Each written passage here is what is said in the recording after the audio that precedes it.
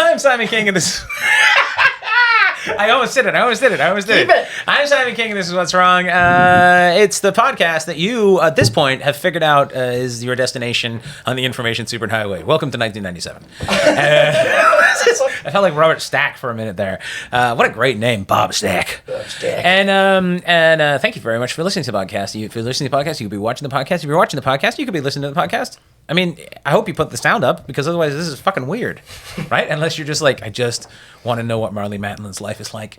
That's a weird reference. The only deaf person I can think of off the top of my head. It's her and Helen Keller. Helen Keller. And Helen Keller's not using the internet, right? No. I don't think so.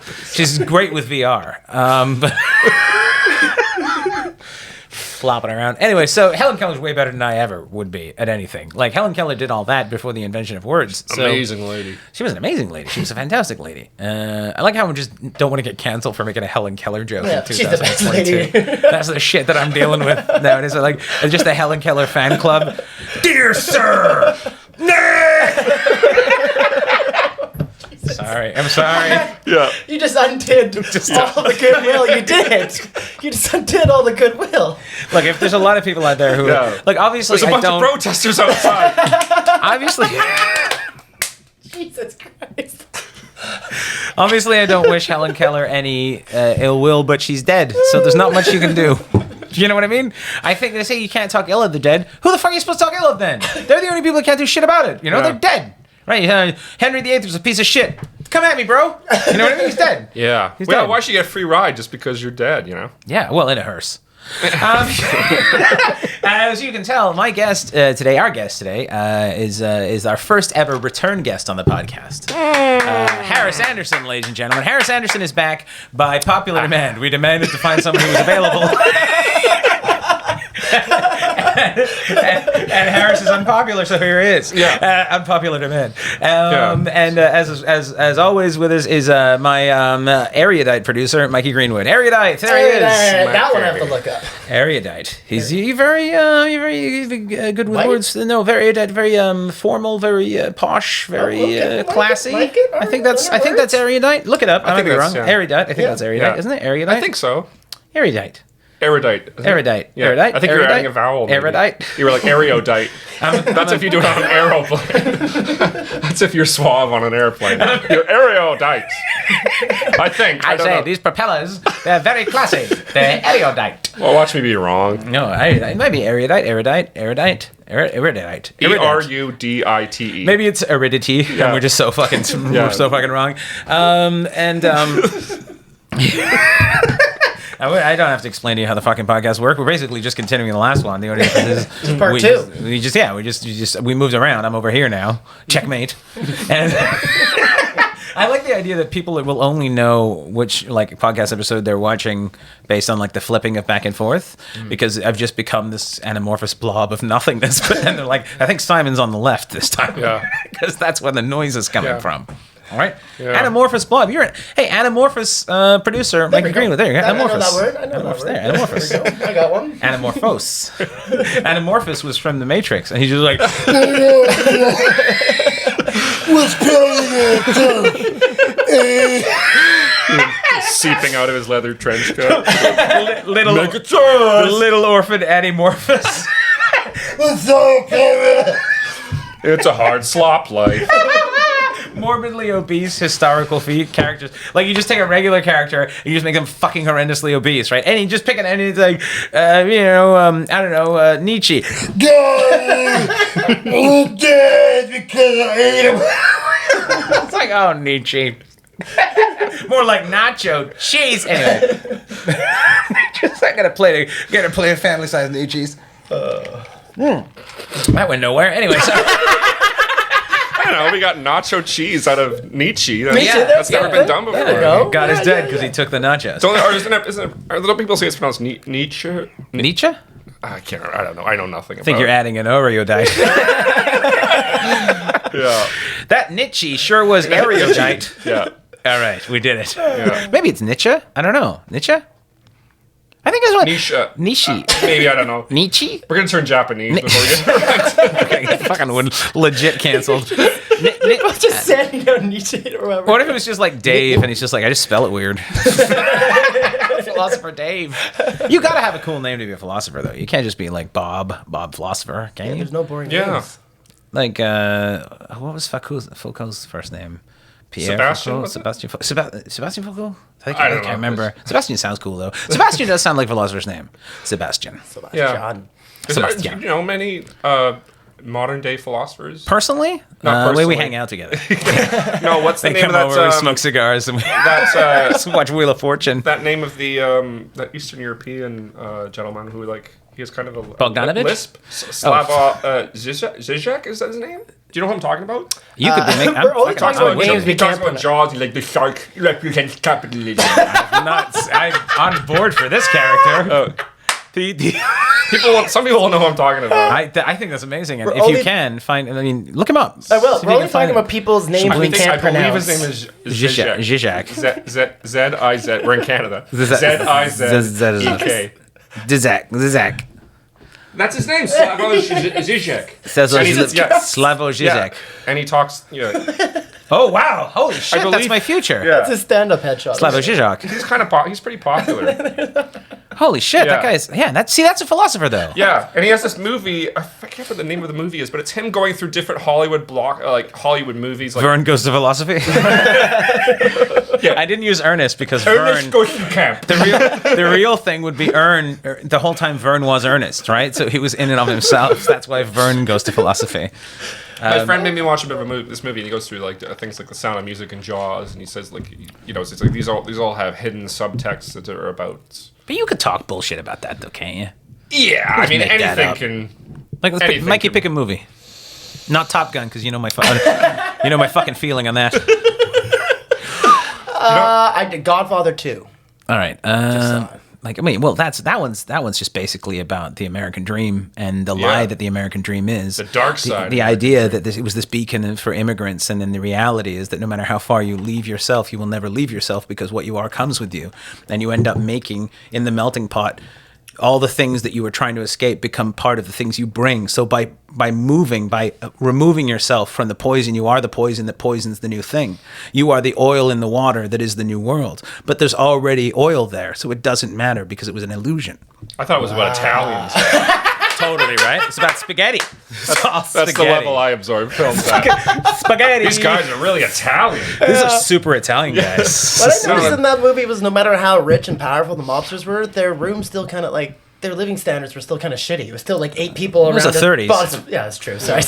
Everything was shitty in it. That's what who said that about that. No matter what your situation is now, poverty now equates to wealth for every other generation historically because your health is more likely. Wasn't they? You could be a millionaire like in the early Yeah. 1800s and be like, well, I have to go outside and use the toilet now. If you were John D. Rockefeller in like 1919, you had the equivalent of like $5 billion by nowadays numbers. I mean, even more than that. He was one of the richest people in the world for a long time, if not the richest person. I think his net worth was at one point such a large portion of America's GDP. It was ridiculous. He was so valuable to the country, and yet still, I mean, if you got sick, no antibiotics. If you fucking, you know what I mean? Like you still got all the same shit. I mean, we got a fucking. I've seen people on the street with iPhones. You know what I mean? Which I don't think should be allowed. It's particularly predatory for the cell phone companies. Like I know you get a lot of luck. I went over my data, But you're just googling shelter. But you're gonna want to play Snake.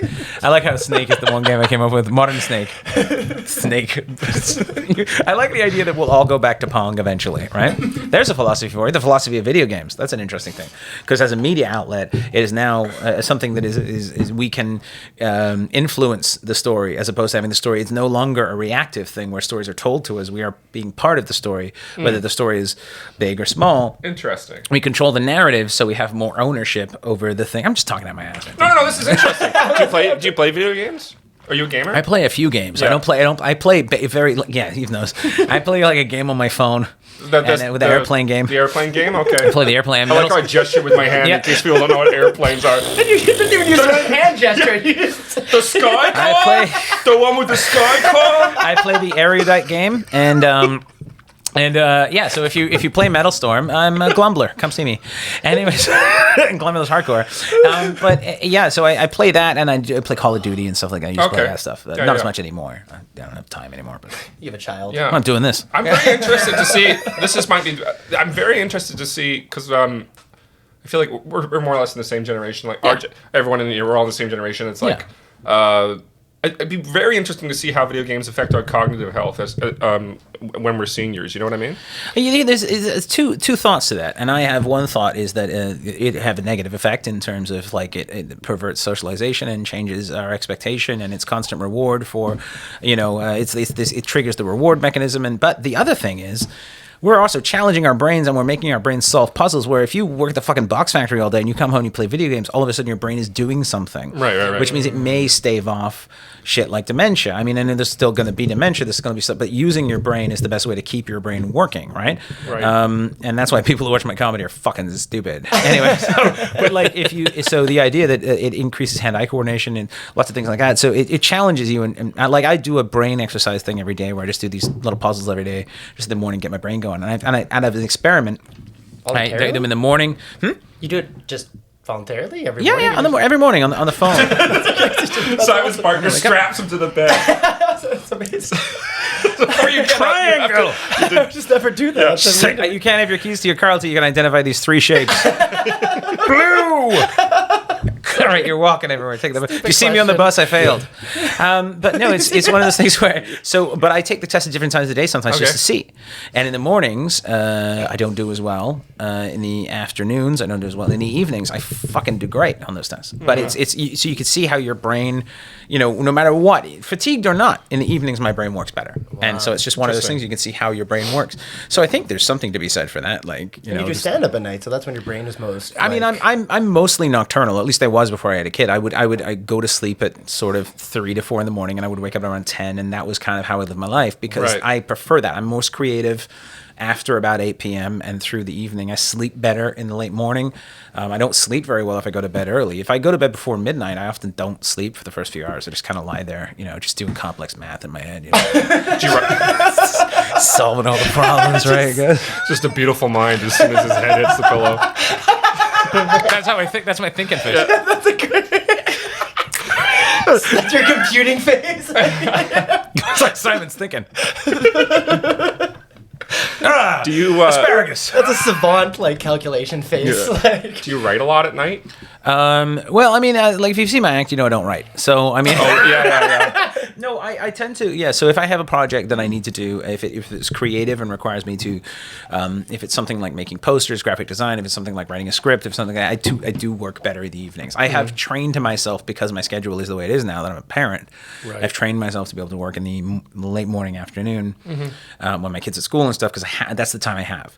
But mostly, yeah, it's if I can bang something out a lot easier at night. Like even after a show, because that's one of the reasons I stay up so late, or used to. It's because I would come home from shows. I do shows every night. Yeah. I come from shows. I can't fucking fall asleep an hour after you get home. It just can't.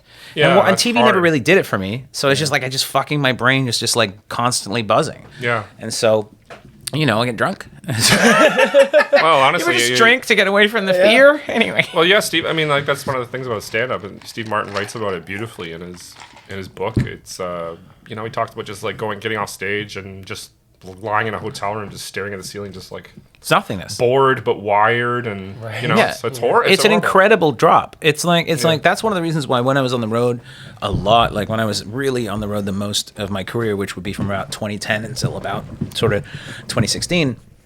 Late 2015, when I was in there, I was on the road so much, I did not want to go back to the hotel and go to sleep. I couldn't, because I knew that if I would go there, I would just get crushed by depression. So I'd just be out around people. So it wasn't that I was drinking a lot because I wanted to drink a lot. I was drinking because it was the thing I was doing while I was out with people. And I would literally be the person who's like, I cannot go to sleep, because if I go to sleep, or if I try to go to sleep, it's not going to work and I'm going to be sad. Yeah. But if I exhaust myself, I can pass out. Yeah. Like you wait for every drop of endorphin to go, and then you just fucking clunk out because your body's like, we can't keep doing this. And then, And the good thing about getting older is that threshold moves back. Right. Because your body's just like, you're done. Like, I just was supposed to go to a party on Friday night. I just couldn't do it. I was like, fucking no, I just can't. I'm going to sleep. Too much. But like 10 years ago, I would have been like, what are you, out of your mind? There's fucking free wine. I'm like, nah, just go home. Yeah. Lie down. I don't need canapes that badly. Right? Yeah. You know what I mean? Do you find it like you're creative in the evenings? I wish I'm kind of. I'm like you. If I find it very hard to. I'm not one of those people who can just like come from a show and just like go to sleep and whatever. Mm-hmm. And but I don't do anything really that. I wish. I mean, I do stay up very late. I am kind of a night owl, but I hate it because I'm not. Those aren't hours. If I was spending those hours writing and I was furiously writing or creating something, I'd be like, well, that's just my creative schedule. But it's not. You know, It's I just unproductive time. Yeah, it's very unproductive. You know, I watch movies and stuff like that, and whatever. But sometimes that's what your brain needs, though. I guess so. I mean, it's just like we need this downtime. Like some people need more.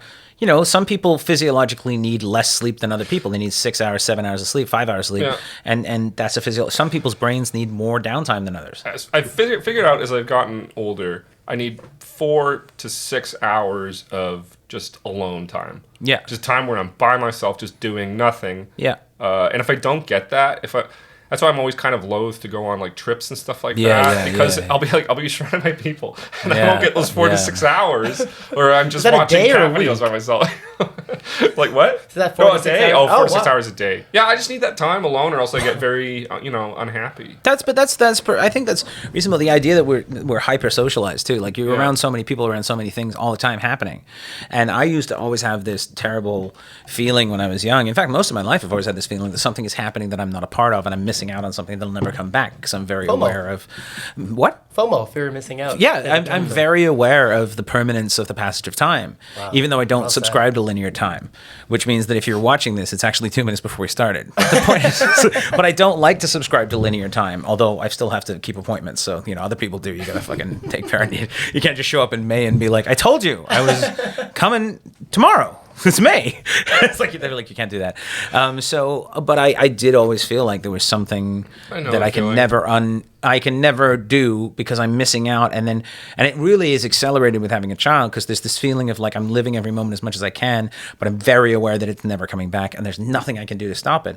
But if I stopped it, then the moment would have no value. You know what I mean? It's like really weird. I love Yeah. it. That's awesome. Yeah, I think it's part of the human condition as well. It's like people. It's the same way single people are always like, oh, I wish I could find someone. And people who are in relationships are always like, just watching single people, just like, what's it like out there? It's like it's horrible, and you hated it. You hated it when you were here. And it's both sides of it. Yeah, Yeah. I think that's the thing. It's grass is always greener, right? Exactly. It's like that feeling of like, and human beings, I think it's part of our nature. You know, a lot of human beings strive for things, but it's not always a focused thing. Like in our society, it's very much like, well, you got to get a Lamborghini, you got to get a fucking big house, you got to have a lot of money, you got to do. But that's not always the strive. The strive is, especially for creative types, it's like to better the work, to create more, to become something significant, to make an impact. Sure. And I feel And to belong. yeah, and I think it's been nothing. I think it's been accelerated by social media. I think social media is just so, It's fucking poison. so awful. It's fucking you know? poison. Subscribe to my Instagram. But it's, No, you know it's what I fucking, mean? yeah. Like these people who are like, who just like, it's like they're making their job to just make other people feel bad about. Like, here's my new car, and here's my amazing hotel, and here's what I'm doing on a Thursday. I'm out at some. And you see like a 17-year-old kid who's like, I got 3 Lamborghinis. I'm like, well, you didn't get those. Like you didn't, Yeah. like someone in your family didn't hug you, and now Yeah. you have Lamborghinis. And that's the way that works. But in their head, they're like, that's what love is, because they don't have, and they don't realize how broke they are. It's like, yeah, you have more money than I'll ever have. You have more fancy cars than I'll ever have. I'm richer than you'll ever be because I understand what love is, and you don't.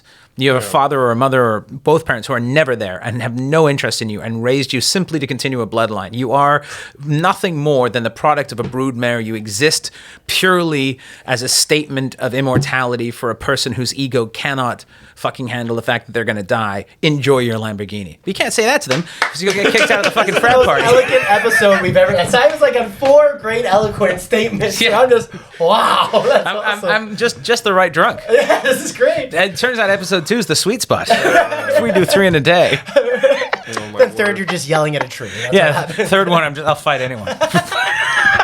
I'll fight your money. Yeah, it got really. I think the last one was so zany that all of a sudden we just came out hard swinging. The last one with me? Yeah. Or the last one you did today? Well, but they were always zany, but Oh, the they were last one zany. with you was super zany. It Yeah. was fun. Yeah. It was fun. I always enjoyed it. I always have fun. So I don't feel the need to live up to that, but we're keeping score. Fair enough. Oh, man. So do you find it like you write songs and stuff? When do you find that that's the best time for you to do that? See, that's kind of ties into what I was talking about earlier. I like to stay up at night. I like being awake at night and doing stuff at night. But whenever I have like forced myself to be up early and doing stuff, it's like, it's no question I'm way more creative. I actually, that's when I go to a cafe and actually write stuff and complete stuff. So it's just finding the discipline. I'm not a very disciplined person. I don't know if you can tell. But you know what? The thing is it's hard. I think it's often hard for creative people to see discipline in the same way. A lot of creative people are disciplined. They're just disciplined in a way that is not conventional. Yeah. Right. So it's like you have a discipline of my days are to the outside view. Often they don't seem like there's a lot of focus going on because it's like, well, you have a show in the evening.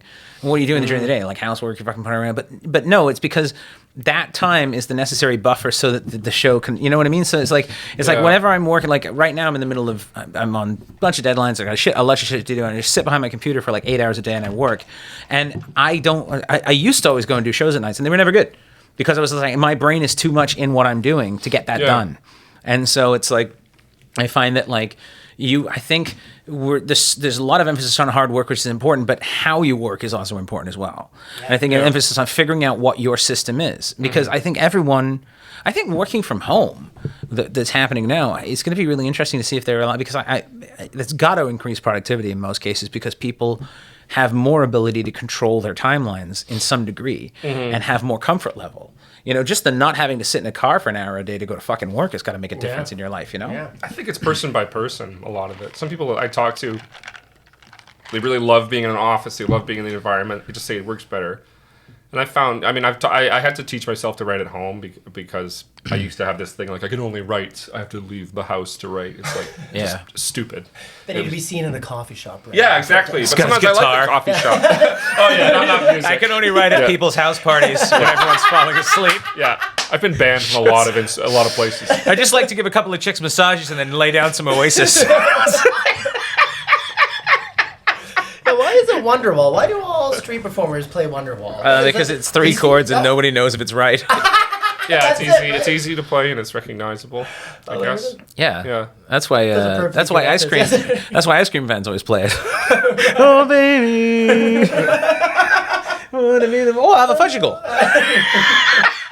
You just license your song to ice cream fans. Well, also I like big butts and I cannot lie. it's just so romantic as well. It's a romantic song. I mean, like, who among us hasn't likened their partner to a wall? Yeah, precisely, right? And after all, we're incredibly wide. What's the dumbest You're a wall. either musical lyric or song you can think of? Like the dumbest fucking one. Any genre, so important. I saw anytime. this thing. There's a line in. Damn it! I lost it. It was something about a Shakira song or something. It's like Hips don't even. lie. No, it's like wherever. It's like even though my breasts are small and humble, but something like Mount. I'll but look up the then lyrics it's something mountains. Humble. Yeah, she describes her breasts as humble. And can You know, because you look at Shakira and you're like, Kendrick's she's obviously so. Sit down, Shakira's breasts.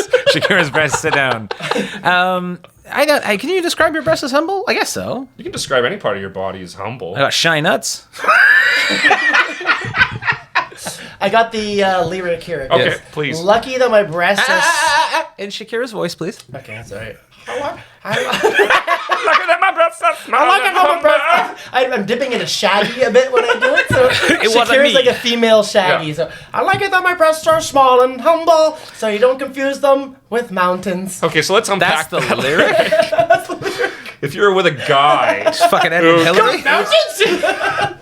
holy cow! Look at those mountains. That's one of those 3 o'clock in the morning. I gotta finish this fucking song because I already cashed the check things.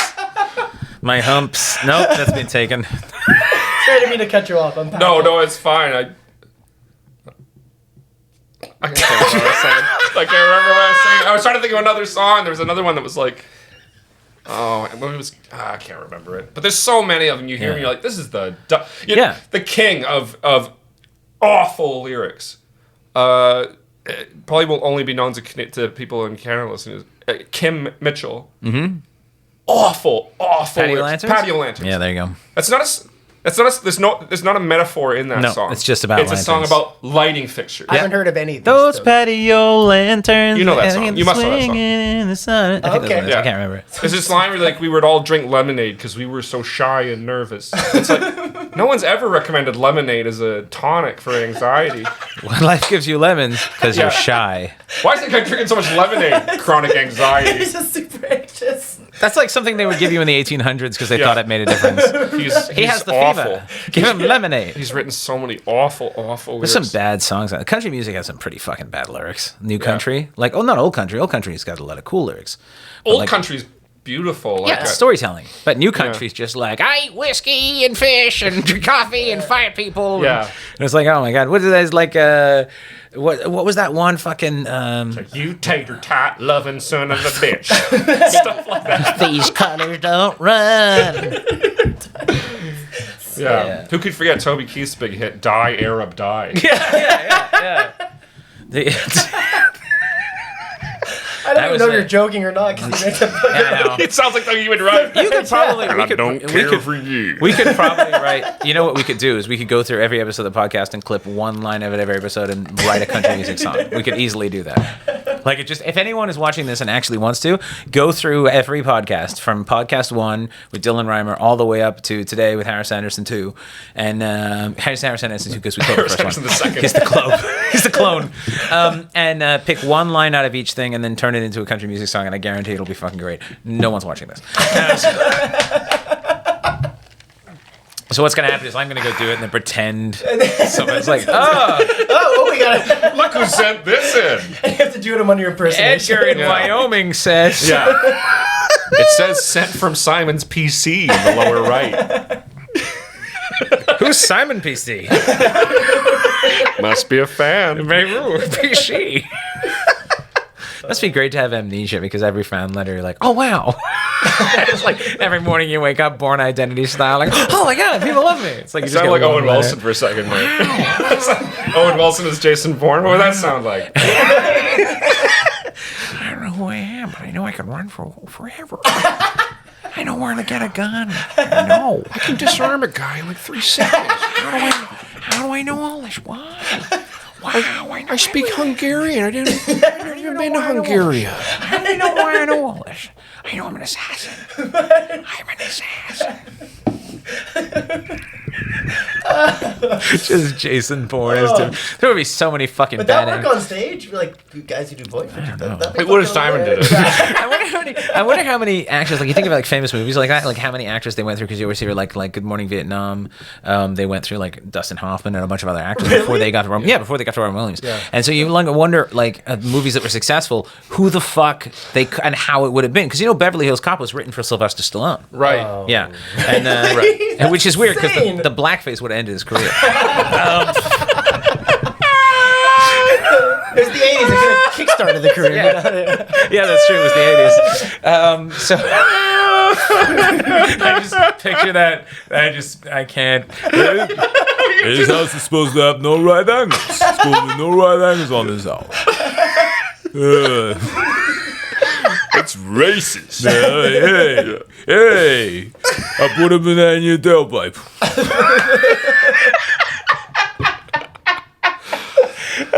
Beverly Hills Cop with Sylvester Stallone. Did he turned it down? I don't know what. I probably turned it down at that point. Yeah, I think it was supposed to be. It wasn't a comedy though. It was written as like a hyper violent guy from Detroit goes to Beverly Hills, kills a bunch of fucking people, tits, fucking flies back. Because that's what they did in the 80s. Because that was how you got tits in the 80s. Before home VCRs and shit, you had to go out and see the tits. They weren't in your house. There was so much female nudity in 80s films. So much fucking. Look at Stripes. It's all over. And I thought it was a great movie. Trading Places. Yeah, I was watching it recently. It's like I'm a fan of that though. That worked for me. That worked for me. No, but it's like so superfluous. You get to see Dan Aykroyd's dick. It's like they would just throw it in, like in National Lampoon's Vacation. Yeah, no there's, reason. Like, you know, like the wife is like, No you see reason. her, like, tell us, like, there's no reason for this. No. It feels actually pretty gross. I gotta It be was. honest. It's not terrible. Not to sound like a white knight or anything, but it's terrible because it was. But it was also they were like, well, if we get an R rating, we're going to increase our viewership because people know there'll be tits, and this is how they see tits now. Because this is 1982, and nobody has a VCR. And so you either look at magazines or you go to the movie with a bunch of other weird boners in a room and you watch tits on there. And that was it too. And so it was that weird thing of like, that was how you used to sell things. That was, I mean, if you went to sell a movie, say you're selling a movie in like 1981. All right, and you're like, any movie, I don't know what the fuck it is. It's like Nun's Holiday. It's 5 nuns. They go on a holiday, and they have a big picnic, and then they fly back from France. And they're like, all right, how many tits are in this? Because I count 10 right off the top. It's like, no, that's not how this works. It's like, I count 10 tits. Because it's got to be... Unless my math is off. Yeah, unless my math is wrong, or one of them had a disease. 10 tits or 10 tits? Sorry. Spoilers, Simon, spoilers. One of the nuns had cancer. What the fuck is wrong with me? That's the end of the podcast. Hey! What the fuck? Yeah, that's actually literally what's wrong with Simon King. I think anyone who's watching this at this point, anyone who's put up with this many podcasts, like if this is your first episode of the podcast, I'm sorry. Yeah. I'm sorry. Yeah. I'm not the Simon King from the Hairy Bikers in England or the wildlife guy. There's 2 other Simon Kings. Is there really? There's a wildlife guy, and the big cat is sitting with the young. That guy. There's one of those guys. Oh, really? Yeah, and then there's a guy who's he's a chef, rides around on a motorcycle, and then he's a big fat guy, and now he's not. That must be cramped in the kitchen. Yeah, the motorcycle, yeah. You're just trying to do a hollandaise sauce. Like, I gotta beat these eggs.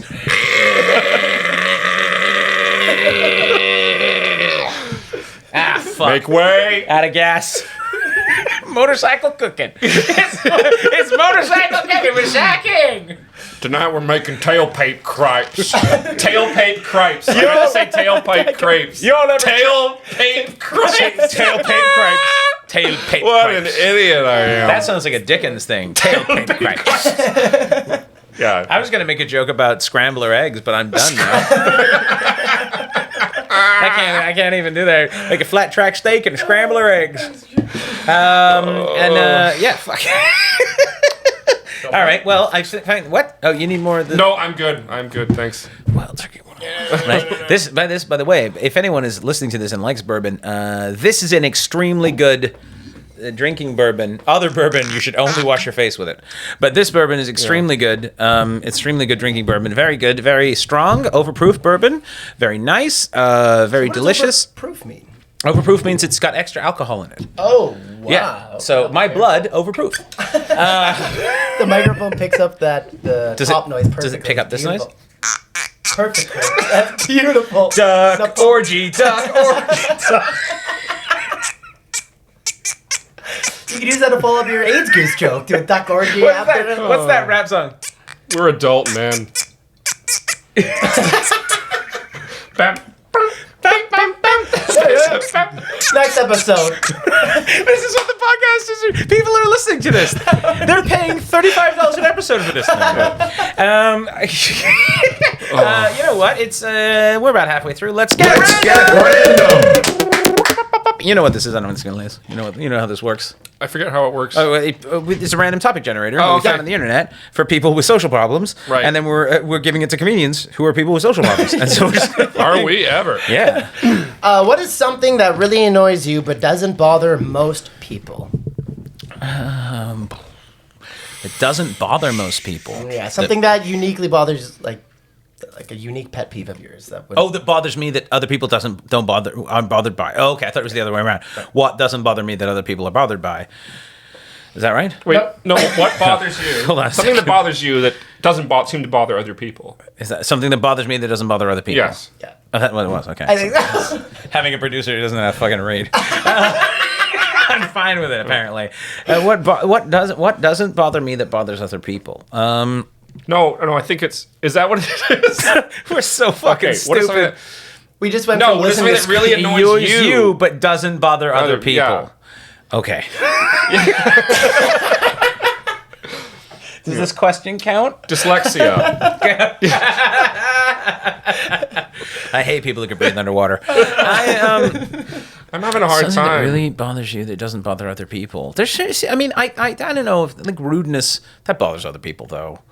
Like Yeah. when I say thank you to someone, they go, like I fucking hate that. Or there's Not this, even like, rude, it's just like cultural. the English thing with like they say like you're all right if you offer them You're something. right. You're right. No, it's like Yeah. would you like a You're would you right. like a pop? They're like, no, you're all right. No, It's you're like, right. it makes Yeah, you feel yeah, weird. yeah. For, Yeah, there's a few things in England. Like you're right when you would meet people in England, it's weird. They go, "You're right," and you'd be like, "Yeah, I'm fine," and like that's not how you. I don't like being called familiar terms by guys I don't know, like buddy or chief or boss, anything like yeah, that. that's a bit weird. That is a bit weird, yeah, actually. And yeah, most it people sounds don't like, seem I'm to on care the about A-team. that. What are you doing? Hey, face.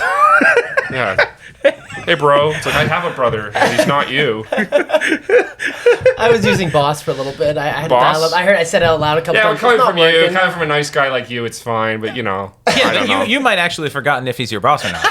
You know what I mean? Like you might not know. Here you go, and might boss. just wander in and go, boss, and he's like, no, Mikey. You'd be like, oh, thank God. I didn't want to work here. Boss? Boss? It's different if the guy's your actual boss, and it's like, it's like I remember calling my boss that, like, hey, boss. And Yeah. like, yeah, they're your boss. Yeah, unless you're on a ship and it's like, it's captain. All right, boss, it's captain. Hey, ship driver. Hey, ship driver, Toby Keith. What about you, Mikey? I'm interested to know what Bothers What me? is someone as positive as Mike? I know. That's I what wanna I'm know curious what about your- because yeah. everything seems to be positive with Mikey. Yeah. Hate stratas that have no leeways. The people who are sticklers for rules with no give and take. That's a weird Oh, flex. yeah, but no, I hate parked owning van my own outside the home. studio. He's like, my strata won't allow. Don't you hate it Our when you have, balcony plants are all right. what bothers me is too much gold.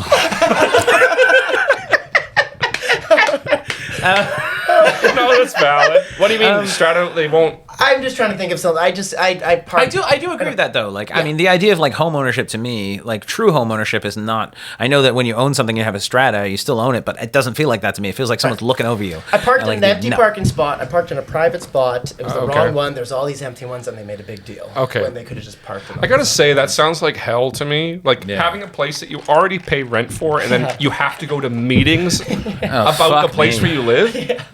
And Like they that bring sounds it up. like hell. Yeah. I'd rather live out in the sticks nowhere. But like, can you imagine if you lived out Oh, yeah. in the boonies? But they're like, you gotta come in for a meeting. Yes.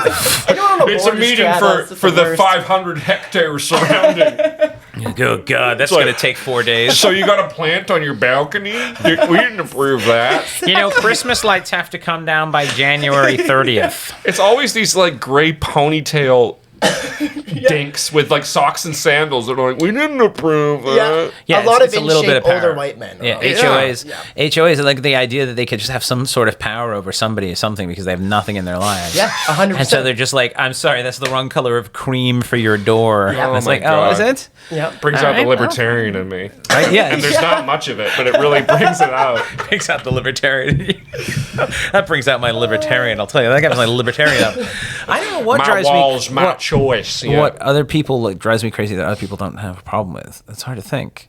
Like, I mean, it's like because I mean, my job is to be annoyed by things, Right. But my job is also to find things that people are actually annoyed by and just express that. So it's like if I just found things that I was really annoyed about, it's like the fucking bread bag ties. And everyone's like, well, why are you mad at that? Well, you could argue that. I mean, from your perspective, and I've watched hours of your stand-up, and it's like you seem to be perplexed by. You're very Carlin-esque in that you see like the whole system is kind of being. Oh yeah, the madness of it all. The madness, Yeah. but like other people don't seem to notice. They're just like, as long as I have my Well, if we're my getting- nice car and my nice house, I don't care what's happening in this Yeah, whole. all right. So if we're going to get existential about it, then yeah, if we're going to get that, then I think that definitely, and it's not that only I see it, but I think there's definitely a certain amount of not paying attention that drives me bananas. Like people just look at it and just like, you're right, as long as I get this, so many people look at life as a board game where they're going one step at a time. They're always rolling ones, right? And those of us who roll fucking fives, it sucks because you're just like, I'm not getting 5 steps ahead. I'm just seeing the misery 5 steps ahead. So I don't actually get to move my piece. I'm actually just landing in jail the whole time. I never pass go, but I just get to see, because every time I land 5 steps ahead, I go right back to the fucking beginning. And these people who plod along and you just look at it and you go like, it must be so nice to just not give a shit. Like, have you ever talked to someone who's just like, you talk to them about something big and they're like, I don't fucking care. It's like, well, the garbage patch in the Pacific, it's so big, it's bigger than Texas. It's like, I should go to Texas. It's like, no, what the fuck are you talking about? Like, you know what I mean? Like that idea that you're just like, you can't have. And the internet is really bad for bringing this out too, because like you'll post something, like you'll post a joke, right? Just a stupid joke, and then the amount of people that come at it with the same fucking doctrine they're taught, the same basic ideas. Like I posted a joke about the gun owner thing where I go, you know, I got a gun to save my family from the government. Well, the only way you're going to save your family from the government with this gun is having enough bullets for you and your family. And the idea is that your gun is not going to save you from the government. That's not how this works. You've already lost the war because you pay taxes. You've given up your freedoms. You've lost. You've lost, right? It's not a war. It's just you're pacified. In fact, the gun is a safety blanket to make you think you have a chance. You don't have a fucking chance. They're coming. It's over. And if they really didn't give a shit, if there was no internet, and people are like, well, what about the Ukraine? There's international oversight. He can't just drop nukes on that fucking place. But imagine if the most powerful military in the world, the American government, decided that they didn't give a fuck about international law and they wanted to wipe out their citizens. They would poison the water supplies, they would fucking cut off the food, and they would nuke the fuck out of people, and it would be over. While you're polishing your six shooter on the fucking can, you're like, what the fuck is bam, predatored. It's over. It's fucking done.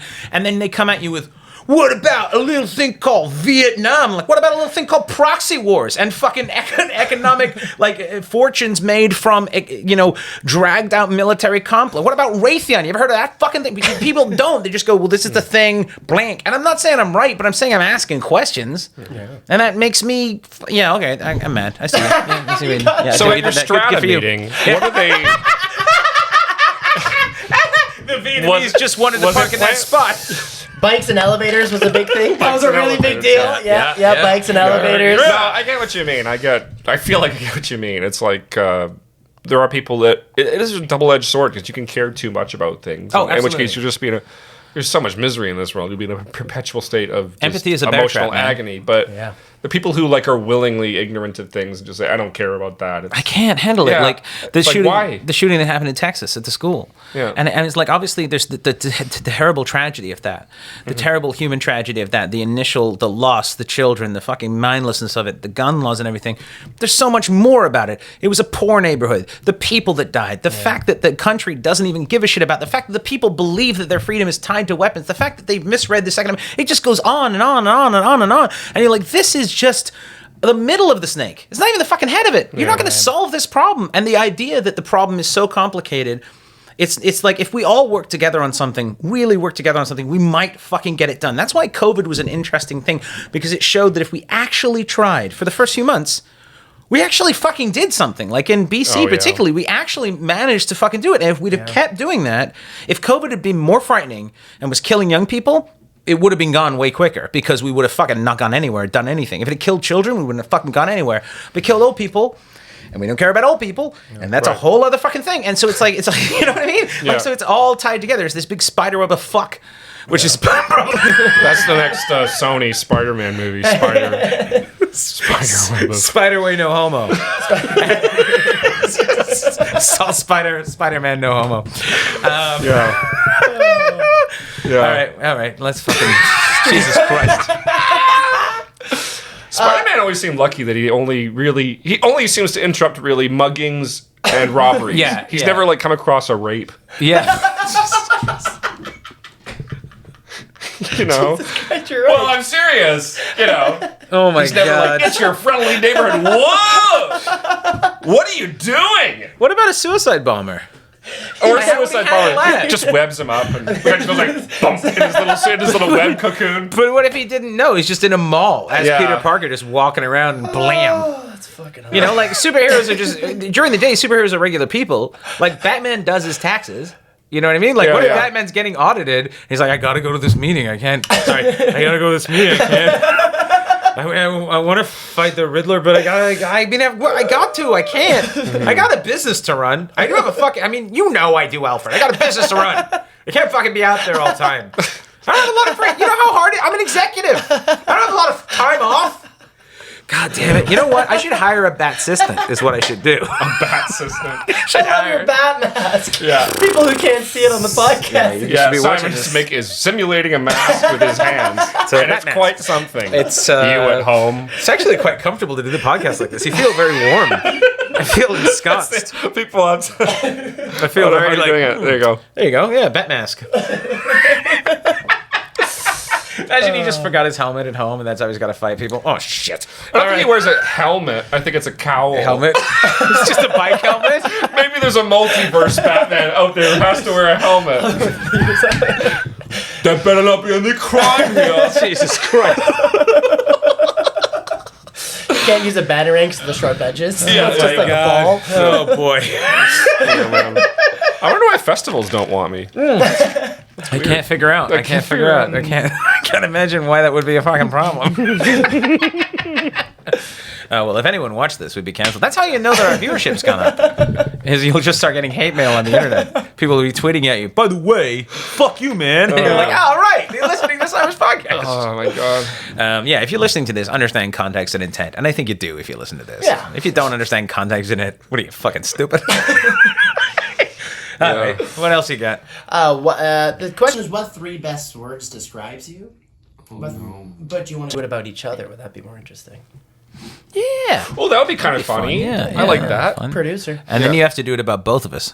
Yeah. Okay. Okay. So think Yeah. of 3 words. That's I only know 6 words in general. So That's I don't the know if I problem. could- yeah. Harris, bicycle, and battery. So 3 words to describe Simon. Yes. Yeah. Okay. Relentless. Yeah. Intelligent, for sure. And comedian, I guess. All right. I can't That's think of actually a going to be on my website. Intelligent, relentless, intelligent comedian. I'm a your bio. Rick. Yeah. Yeah. Harris would be deep, Oh, really? kind, Oh. and not good at picking out words. No, I think deep, kind, and genuine. Oh, well, that's very... Well, thank you. I mean, because funny and stuff, that's easy enough to say because that's a given. But deep, I think if you go past the thing, Oh, that's very know? kind of you. You called Simon comedian. I did. Well, no, and I mean that because I do think of Simon as the consummate comedian. Yeah. He's always writing. He's always creating. He doesn't rest on his laurels. Yeah, He's out there. it's easy when you don't have laurels. No, you know what I mean. I meant I'm so fat I've got I wasn't Hardee's. just resorting to nouns. Simon, man, beard, comedian. That almost sounds like an awesome beer commercial or something. that sounds like the new intro for the podcast. Simon, I'm a man with a beard. Beard, comedian. Bert Kreischer's going to sue us. I've got 3 for Mikey. Very, very patient. What's up with me? Here's He my puts up 3 with so much here's my bullshit. 3 for Mikey. Where'd he go? That's perfect. That could be the name of my album if I ever make one. Not in your 35 years. boss. Fanny pack champion. Hey, fanny pack champion. Oh, he doesn't have it. Fuck. right here in here Oh, it's in there somewhere. somewhere. He's got it somewhere. It's no just- good if you take the fanny pack off, Mikey. I've Holy already shit. lost my second. Anyways, not gonna All right, answer. whatever. Yeah, so there. That's an interesting question, though. What are 3 words that describe? Because you could do that with anyone in your life. Yeah. You look at them and you'd be like, "What are 3?" If you're honest with yourself, what are 3 words that describe anybody in your life? And you're like, "Fuck!" It really gets down to it because you have to Yeah. think. We could flip it and say 3 negative words. I was watching. We could do that, but we're not going to. Man, Especially with bourbon. comedian. For beard, comedian man. It's an interesting exercise to get your friends. I saw this on. I was watching Steve Martin's masterclass for comedy because I want to learn how to do comedy. And It's just all banjo information. he's like, ask your. Yeah, no, he's like, ask your friends, like, what are your 2 best qualities and your 2 worst your Yeah. 2 worst qualities, and Yeah. like your 2 worst those can be kind of instrumental in shit. That's kind of an interesting experiment. You should just ask It's a close, difficult, like, what's your ask a best close friend. quality? What are my 2 best qualities? Someone you really trust. What are my 2 best qualities? What are my 2 worst qualities? It's interesting. I mean, it's weird because if you think about what you should do is write down what you think your best qualities and worst qualities are and compare them to what other people think. But the idea would be to find someone who knows you enough but is impartial, which is difficult. Yeah. Because I guess that's where counselors come in. Fucking quacks. What did you write down for that exercise? What were your 2 best and 2 worst qualities? 4K I and can't remember. 360. I can't remember them. One was I don't pay attention to Master classes? things loved ones say to me. The ones that I pay for No, master I classes asked a friend of mine. I think it was like I think my worst qualities were I'm quick to. I can't only remember one. It's terrible. I'm quick to judge. I'm very quick to judge. Okay. Both myself and other people. It's a bad habit. No, I understand that though, but that's part. I think that's part of. It's a defense mechanism. That's part of being for me. smart too. And sadly, it's one of those things where you just. I mean, you can say anything's part of being smart, and people feel good about themselves. You know what I mean? It's like sometimes I punch myself in the face. That's part of being smart, man. Well, you're just trying beating to up miss your face because you're so smart. Yeah, and you crave that's what stimulation. You do. I take a human life because you're so smart. You know? Think of how many smart fucking serial killers there are. But I think judging, I think being overly concerned with how you're perceived is a sign of kind of a hyperextended empathy in the weird way, because you put yourself in the shoes of someone else looking upon you, and then you have almost empathy for yourself because you feel like you've not accomplished or become the person you want. I am. There's a few things. I'm more bitter or angry than I'd like to be underneath it all. So I have more anger inside me than I am dealing with, and it's weird because I'm not actually an angry person, but on stage I get it out of my system, but I do it in a very targeted way. But there's this kind of like weird empty hell that exists in there that I'm not handling, and I never will, because it's just my nature. It's just who I am. I'm just never going to be able to handle that. It's just something I have to deal with. So I have an inordinate amount of anger and feeling cheated that is not accurate or correct. It's just this weird feeling of, and then on top of that, I feel that I've done that to myself because I'm a failure. So it's like this weird thing where it just eats itself. So you're like, I'm angry that I failed and everything's against me and I failed, but ultimately it's my fault that I failed. Fuck me, I'm stupid. I can't believe I failed. Also, beard man comedy. So, it's like... If you do less comedy, does that anger come to the surface more in your day-to-day I don't know. It's a weird thing. It's because I use comedy very much to moderate my mental health, which is why it was weird when comedy stopped for the first time. I'd never really stopped for me before, because for at that point for 18 years I had just done, because I turned pro in 2002, and then I just done comedy as much as I could, as much as possible. Sometimes 400 shows a year. I just was always on a mic. 400? Sometimes, yeah. I do 2-3 shows a night sometimes. So as much as it could make sense was behind the microphone, and those were moments of clarity. But they weren't moments of clarity necessarily. They were moments of escape. So what I was doing is lily padding from a moment where I didn't have to think about shit to move on, because there's so much noise and chaos in the world. There's so much sadness and misery, and there's so much desperation that you can't help but be affected by it. You cannot ignore it. And yet, weirdly, I somehow am able to put up walls between myself and the situations. I guess it's a survival mechanism. I don't know what it is. It's a really weird thing to think about, what are your qualities you don't like about yourself? And then you go down a rabbit hole of oh, fuck. Wow. I'm like this because blank. And you'll never figure it out, I don't think. That's really well put. This is crazy, right? Last podcast was callbacks. This one is eloquent timing. Like I said, I've hit the sweet spot. Yeah. I've got just enough sleep in me and just enough bourbon. What else you guys want to know? I just got all Cliff Clavin on you. Wow. What would you say, Mikey? What was it? I am anxious to a point as narcissistic. Okay. Right? Yeah, I understand that. Well, you think all these things, and then the more distance, the more isolated I become, the more powerful those anxious thoughts come. So then those anxious thoughts, I probably disengage a bit. And then, but then when you get into the moment and you're experiencing it, you're like, oh, this was all in my head, and it was pretty fucking narcissistic to think people even thought about me this fucking much. I think that is a trait that so many people I know who care have, is that I think that people think, but you don't, because you think about things all the time. Not that you're judging, but you're thinking about things all the time. So you assume it. Most people aren't. Yeah. Most people are fucking not thinking about things. Yeah. And that's what's really hard to get your head around. Yeah. Is that if you live in a world, I saw an episode of House once, which is a fine show, whatever. Yeah, that's awesome. But there was a scene where there was this guy, he was a super genius guy. And I'm not comparing myself to him at all. I know where I'm at. But I also thought this explanation was really interesting. Because obviously House, the character, is a genius. Right. And this guy was a super genius. He was a physics genius. And he was constantly taking like a mixture of cough syrup and fucking pills to dumb himself down. And that's why he got sick and everything. And finally House figured it out. He's like, how long have you been doing this? And he goes, I can't take it. I can't take it. He's like, my wife is a wonderful person. She has more in common with a pygmy marmoset than I have in common with her. I cannot. How do you handle it? What a reference. But he's talking to another genius, right? And he goes, how do you survive with this? And he's like, you don't. You just, it's your cross to bear. And then obviously it goes into the character about, it was a well-written show. But it goes into the character but the idea is that maybe you're not at that level, but even paying attention a little bit or caring a little bit hurts. People who care suffer. That's just the nature of humanity. And then you see people who don't care. They achieve. Yeah. If you truly are narcissistic, if you truly are sociopathic or psychopathic, if you're capable of disconnecting in that level, the world's your oyster. Yeah. And you it doesn't matter because CEO. you'll take everything because you don't care. You sleep at night comfortably knowing that you can say or do anything you want to get what you want. And if you really thought about your life, if you thought about what you were capable of if there were no brakes on what you did, there was nothing to stop you. You could say anything you want, do anything you want. You'd never feel bad about it. What would your life be like? I'd be way more successful. Yeah. Because I've had opportunities to fuck people over really badly, and I've not done it. Would you trade that? No, because ultimately, especially once you've had a child, you really go, oh my God, if I couldn't raise him. I'm trying to raise him to be a sociopath, by the way. I'm trying killing What are cats some in of front your of him all the time. They won't. I'm not even allowed at the shelter anymore. They're like, we know what you're up to.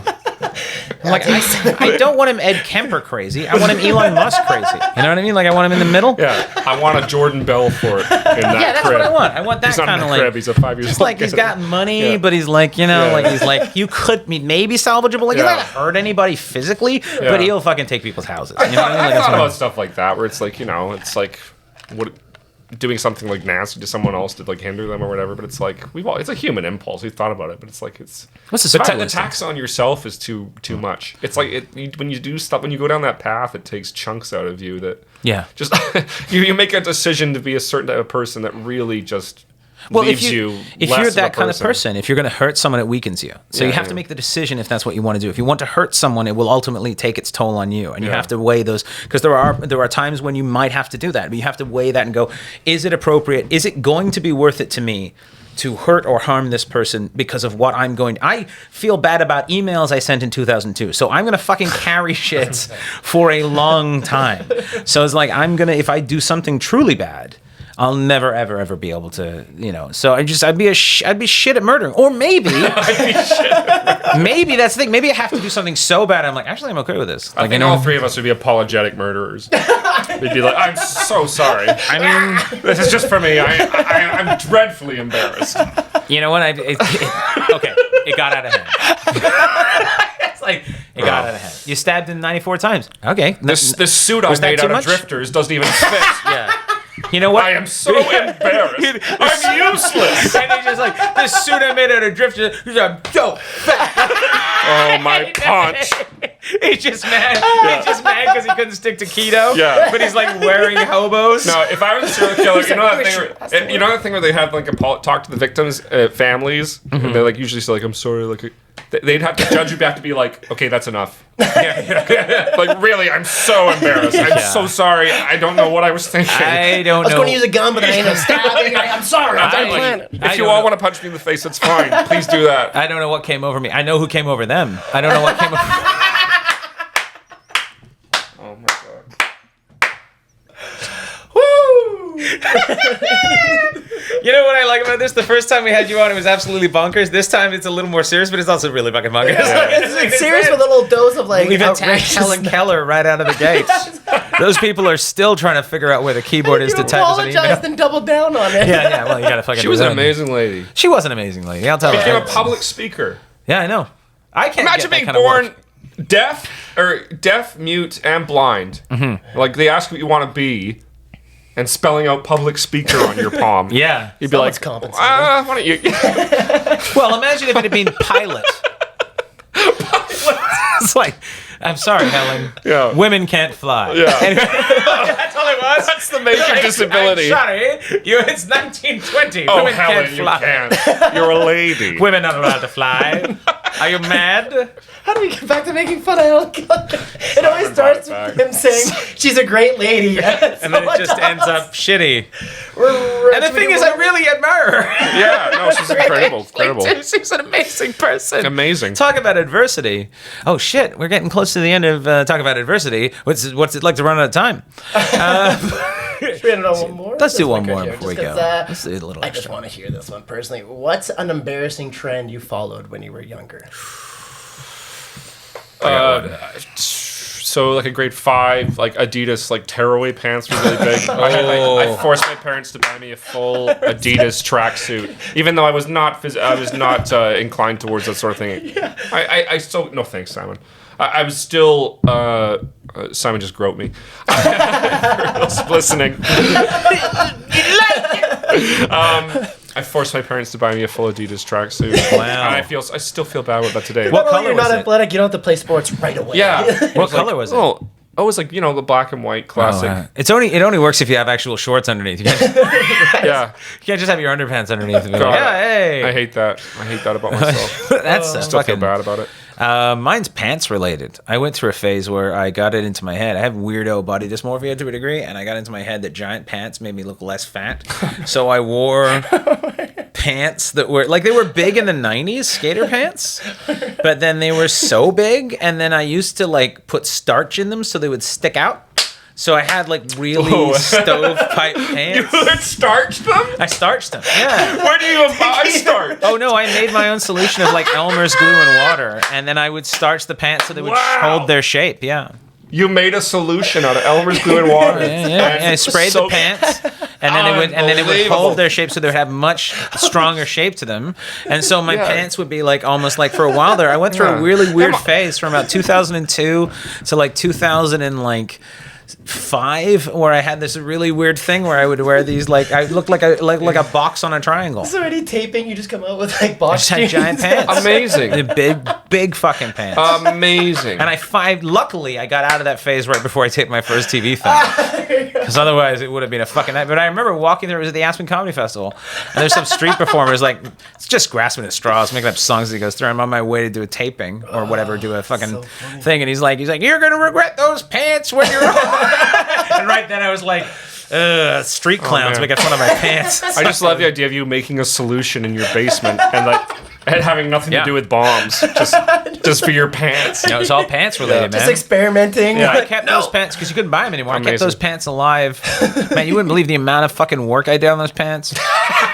And I wouldn't wear them out and about. I would wear them at shows. So those were my show pants. But they worked at the time because I looked like Astro Boy, so it did look like I had rocket feet. So it actually kind of worked. Oh my God, Simon. But yeah, no, I went through a really fucking really awesome. hardcore phase. But Wow. luckily, this was before people had cameras on their phones. Oh, that's the Yeah, best. so it's like, yeah, Wow. that was bad. So what about you? In grade 5, I dressed it and embraced the skater culture without being able to skateboard. Did you have big pants? I couldn't skateboard. I couldn't skateboard. Oh, you couldn't skateboard? You I just bought had a the culture? skateboard. I tried it once and I fucking hurt myself. I was like, all right, I got the clothes. I'm just gonna... And I would keep buying new skateboard stuff, but I couldn't balance like this, so I was a complete poser for about 2 years. Wow. Wow, that's awesome though. Did you have like the funny hat that they used to have back then, like the cat in the hat hats and the No chain wallet, like skater shoes that were like way too big. like and DCs and stuff? Yeah, DCs, shit like and that. like it Yeah, had to yeah, be yeah. skater. It's like, why you don't skate? I'm like, well, I want to pretend. The first time I went snowboarding, I had never gone. It was like 2000. I had never gone before. It was like 99 or 2000. I think. No, it was before that. Sorry, it was 95, and I'd never gone snowboarding before. And so I had the snowboard pants that were huge, and I had like the jacket, and I had like sunglasses, like alien sunglasses, because that's what they had back then, because it was the mid 90s. Right. And I had like black and white striped cat in the hat, and the whole thing. And my buddy at the time was a really good snowboarder. Was like, you look like you know what you're doing. You don't know what the fuck you're doing. And it was like literally this guy who's like looked like I was like, oh, this guy's a fucking nope, just on my face. Like face. Like so just cat in the hat, just wham! And like 5-year-olds just whipping by me like gnarly dude. Yeah. Yeah, there's a lot of bad times. This is something that kids who weren't alive in the 90s never had to deal with. But luckily we just no evidence. So Wow, that was amazing. I guess that's probably it. That's great. It was Thank so you so great much. to have you back, Harris. I appreciate it, man. My It was pleasure. Thanks for fucking having me lovely. back. Anything you want to promote, plug? I mean, obviously, we got a show coming up on the 28th. We have a show. Yeah, we're doing a show. If you're in Vancouver, Canada, we have a show coming up at the Railway Club on June 28th. It's called the Dark Room, and it's a Exciting. night. Yes, it's very exciting. It's a night of dark comedy. Well, we've been talking about this for a while because dark comedy is a difficult thing to do properly. Yeah, it's not like a shocker show where just people get on stage. It's just people jokes about dark material, adult themes and messages. Yeah. And so it's I think it's difficult. Dark comedy is very hard to do properly, and I don't think gallows humor. Yeah, gallows. That's why the poster is what it is, gallows humor. And so the idea is that we're trying to see if that market exists, which I believe it does. But also if the comedians exist that are capable of it, because we have some on the first show that are, but we're going to run out. So I think it's going to be interesting to curate an audience. So if you're interested in that, the link is on my website, thisissImonking.com, in the in-person section, or you can go on, what's your Hello Harris? Is your at Hello Harris at Hello at Harris Twitter. at Twitter, and what's your Instagram? The Harris Anderson. The Harris Anderson. And This is Simon King on Twitter. This is Simon King on TikTok. Check it out. It's kind of blown up. And Nice. I don't know what blown up means. No, I love it. Like it's like more like a fart. No, it's blowing up. They're doing great. And you can subscribe to the, please subscribe and share the podcast, and go on the Patreon, and you get a bonus Patreon episode. Plus there are actually discounts to that show on the Patreon. I'm not going to tell you what the And code Simon is. is a very funny special that you should check out on YouTube. Yeah. Yeah, I got retweeted by Matt Oswald. How fucking Fuck cool is yeah! that? That's It's awesome. fucking dope, dude. Yeah, your special's great. Well, It's really nice of him to do. fucking well Yeah, shot it was like, special, so and thank you. everyone Shout can out to see Matt it. Oswald. Follow him on Twitter. Thank you very much, Harris. Thank you very much, Mikey. pleasure. And that's what's wrong this week.